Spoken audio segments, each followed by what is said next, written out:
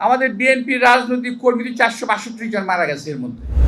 আমাদের ছেলেমেয়েরা, আমাদের ছেলেরা যারা নাকি আন্দোলনের স্ফুলিঙ্গ হিসেবে কাজ করেছে 5ই আগস্ট, এককভাবে তারা এই আন্দোলনকে নিজেদের করে নিতে চায়। কিন্তু আপনারা দেখেছেন, আমরাও দেখেছি, আমরাও জানি যে যখন বিশ্ববিদ্যালয়ের আন্দোলন প্রায় নিভু তখন কিন্তু প্রাইভেট যে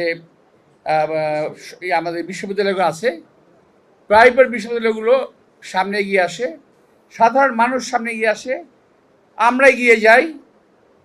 আমাদের বিএনপির রাজনৈতিক কর্মীদের 462 জন মারা গেছে এর মধ্যে। 462 জন বিএনপি কর্মী মারা গেছে। তো নিশ্চয়ই নেতৃত্বে একজন থাকবে, পিছনে হাজারো লোক থাকবে, কিন্তু এককভাবে কেউ কারো দাবি করা ঠিক না। এতে কিন্তু জনমনে বিভেদ সৃষ্টি হবে, একের প্রতি অপরের বিদ্বেষ সৃষ্টি হবে। এই